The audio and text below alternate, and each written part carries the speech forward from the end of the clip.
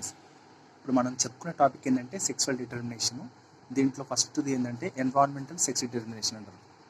మనకు sex determination అనేది వాతావరణం ద్వారా కూడా జరుగుతుంది. దీంట్లో ఎగ్జాంపుల్స్ ఏంటంటే మొసళ్ళు, క్రొకడైలు, తర్వాత తాబేళ్ళు. మనకు క్రొకడైల్ ఇట్లా ఉందనుకున్నాం, 2 క్రొకడైల్స్ ఉన్నాయనుకున్నాం. ఏది మొగది ఏది ఫిమేల్ అని డిసైడ్ చేస్తుంది అంటే టెంపరేచర్ అనేది డిసైడ్ చేస్తుంది అనమాట. 2 గుడ్లు పెడతాయి. 2 గుడ్లు పెట్టినప్పటికీ కూడా టెంపరేచర్ మీద ఏవైతే పిల్లల్ని పొదిగిస్తావో దాన్ని ఫిమేల్గా అనుకుంటాము, ఏదైతే పొదగలేవో దాన్ని మేల్గా అనుకుంటాము.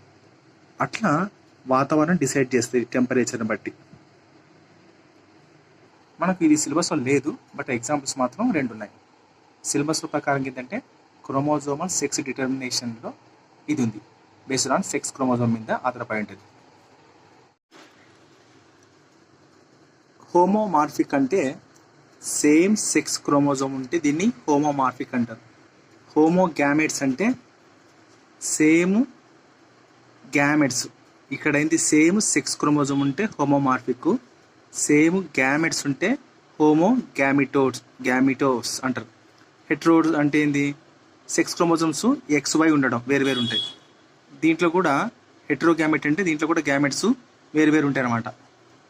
సో దాన్ని అంటే దాని అర్థం అది. ఇంకోటి ఏంటంటే మేలు హెట్రోగ్యామిటోఫైట్ అంటారు. మేలు హెట్రోగ్యామిటోఫైట్ అంటారు. అంటే దాని అర్థం ఏంది, మేల్ అనేది డిసైడింగ్ ఫ్యాక్టర్, ఏది ఆడపిల్ల పుట్టాలన్నా మగపిల్ల పుట్టాలన్నా మేల్ అనేది డిసైడింగ్ ఫ్యాక్టర్ అనమాట. అందుకే దీన్ని మేల్ హెట్రోగ్యామిటోఫైట్ అంటారు. ఫిమేల్ గ్యామిటోఫైట్ అంటే ఏంటంటే ఫిమేల్ అనేది డిసైడింగ్ ఫ్యాక్టర్, ఇక్కడ ఆడకోడి పుట్టాలా మగ కోడి పుట్టాలన్నా అది. సో అందుకు దీన్ని ఫిమేల్ గ్యామిటోఫైట్ లేకుంటే మేలు హెట్రోగ్యామిటోఫైట్ అంటారు అనమాట. Male is a deciding factor, ఇక్కడ ఫిమేల్ డిసైడింగ్ ఫ్యాక్టర్. మనకు XOలో ఇది సెక్స్ క్రోమోజోమ్ కాదు, ఇది ఓన్లీ ఆటోజోమ్ కిందకు వస్తుంది. X అనేది మాత్రమే క్రోమోజోమ్. సో కాబట్టి 100%లో ఉండదు, ఇక్కడ 50% ఆఫ్ ది స్పెమ్ ఉంటాయి దీంట్లో. సైంటిస్టులు ఫస్ట్ X బాడీ అని అన్నారు దాన్ని, తర్వాత దాన్ని ఎక్స్ బాడీ కాదరా X క్రోమోజోమ్ అని చెప్పేసి తెలుసుకున్నారు అనమాట.